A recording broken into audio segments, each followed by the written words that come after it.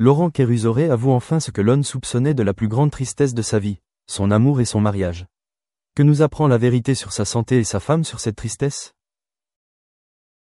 Laurent Kérusoré, né le 25 juillet 1974 à Nantes, est un acteur associé au petit écran depuis près de 2 décennies grâce à son rôle de Thomas Marcy dans la célèbre série. Avec son sourire chaleureux, son regard sincère et son jeu émouvant, il est devenu une icône de la télévision dans le cœur du public. Cependant, derrière cette image radieuse se cache une personne qui a souffert de nombreuses blessures silencieuses, qu'il n'a osé avouer publiquement qu'à 50 ans. La plus grande tristesse de sa vie ne résidait pas dans sa carrière, mais dans son amour, son mariage et le vide persistant de sa vie privée. Laurent avait autrefois un souhait simple, comme tout le monde, être aimé et vivre une vie normale avec l'être aimé. Mais la vie n'était pas facile pour un artiste aussi sensible. Les amours allaient et venaient, laissant de profondes cicatrices dans son âme. Il a un jour déclaré avoir été exploité en amour, car on l'abordait non pas pour sa véritable personnalité, mais parce qu'il était célèbre, généreux et crédule. Au cours de sa carrière, il a toujours vécu pour ses personnages et pour le public, mais dans sa vie privée, il a subi de nombreuses pertes et a manqué du sentiment d'être véritablement aimé. Bien couvert dans ses relations sociales, après de nombreuses déceptions, Laurent a commencé à vivre une vie plus discrète. Il parlait rarement de sa vie privée, surtout de ses relations amoureuses, car il ne voulait pas que sa bien-aimée soit exposée aux projecteurs des médias et à la curiosité du public. Il fut un temps où il n'osait même pas révéler publiquement son amour, non par honte ou par secret, mais par peur de le perdre, peur que sa célébrité ne devienne un fardeau pour l'autre. L'une des choses qui le hantait le plus c'était son rêve de devenir père.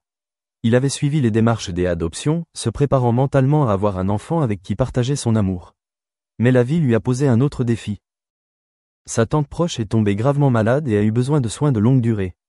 Laurent a décidé de mettre son projet d'adoption entre parenthèses pour rester à ses côtés, prenant soin d'elle chaque jour, chaque heure, jusqu'à son décès. Si chacun peut facilement choisir son mode de vie, Laurent a choisi de mettre ses rêves personnels entre parenthèses pour le bien de sa famille.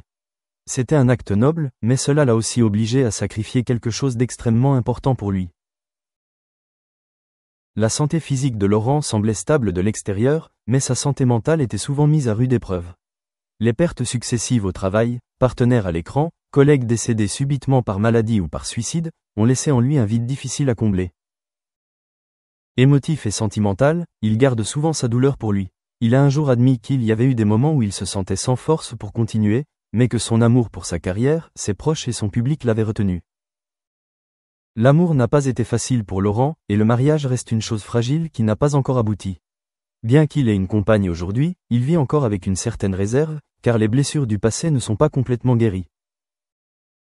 Ce qu'il désire, ce n'est pas un amour de rêve, mais une partenaire de vie qui le comprenne, le partage et l'accompagne véritablement, sans rechercher la célébrité ou la gloire. Un amour tardif, simple mais suffisamment profond pour apaiser la douleur gravée dans son cœur depuis de nombreuses années. La carrière de Laurent, bien que reconnue par le public et ses collègues, a également connu des périodes de crise. Il a connu une période où il s'est senti déprimé et a voulu quitter la ville à laquelle il était attaché pour éviter les ennuis, voire la violence. Il a été agressé dans la rue, simplement parce qu'il était célèbre, ce qui lui a fait perdre confiance en ce qui était autrefois sa seconde patrie. Il a été contraint de déménager, de changer de lieu de vie pour retrouver la paix, ce qui a également entraîné des changements dans sa perception et son mode de vie. Lorsque sa vie personnelle était inachevée, il a choisi l'art comme lieu de recueillement. Il a continué à travailler sur des projets télévisés, des pièces de théâtre et des émissions sociales. La musique l'a également aidé à guérir, il composait, chantait et se produisait non pas pour devenir plus célèbre, mais pour apaiser ses émotions. Chaque rôle, chaque mélodie révélait une part de lui-même, un sentiment exprimé avec la plus grande délicatesse et la plus grande art. La famille de Laurent l'a toujours soutenu dans chacune de ses décisions. Elle ne le pousse pas à se marier, ne lui impose pas de suivre un modèle précis, mais se soucie toujours de sa santé et de ses émotions. Lorsqu'il se tait ou se retire des médias, sa famille est la première à ressentir son instabilité et cherche à l'approcher et à le réconforter.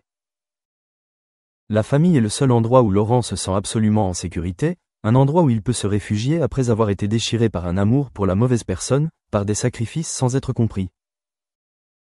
Bien qu'il n'ait pas une vie de famille complète au sens traditionnel du terme, Laurent est néanmoins entouré d'un réseau d'amour, des amis sincères, des collègues sincères, une compagne actuelle qui apprécie sa vraie personnalité et un public qu'il suit toujours avec une affection particulière. Mais il admet lui-même que la solitude ne réside pas dans le manque de personnes autour de lui, mais dans le fait qu'il est difficile de trouver quelqu'un qui souhaite vraiment rester avec lui, l'accompagner jusqu'au bout. Aujourd'hui, à 50 ans, Laurent Kérusoré ne recherche plus la perfection. Il souhaite simplement pouvoir vivre selon ses sentiments, continuer à créer, à aimer et, si possible, être père à sa manière.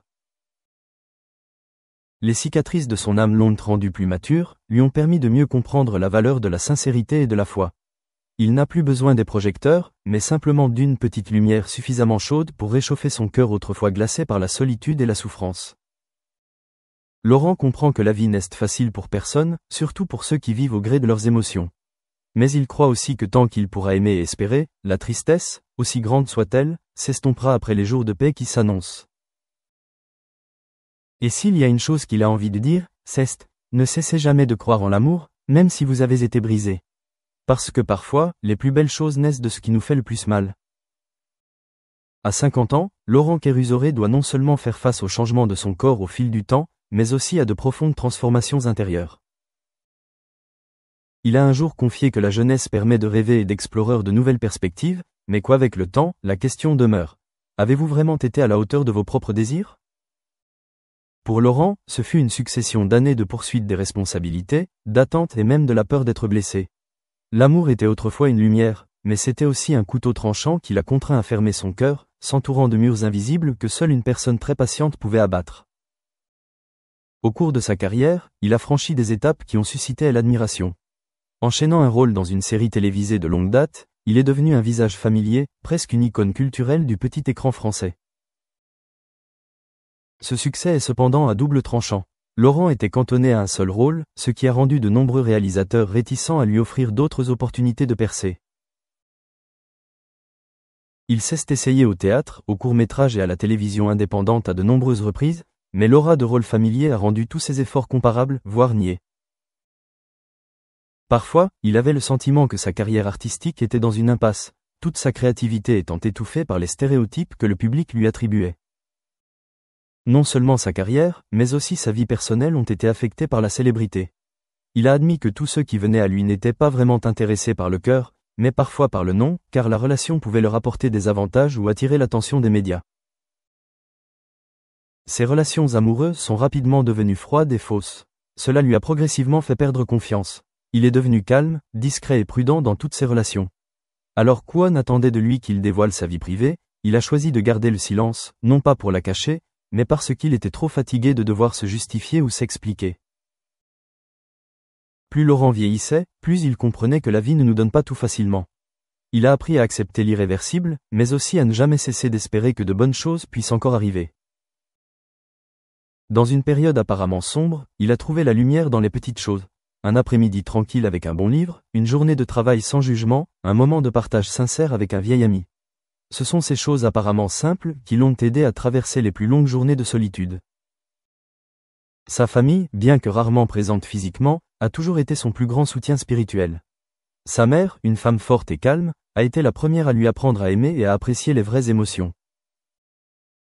Elle lui a dit un jour que la sensibilité est un don, même si elle est parfois douloureuse, mais que c'est ce don qui nous aide à comprendre les autres, à vivre profondément et à créer de l'art véritable. Ces mots ont accompagné Laurent pendant de nombreuses années, lui rappelant que, malgré les injustices de la vie, la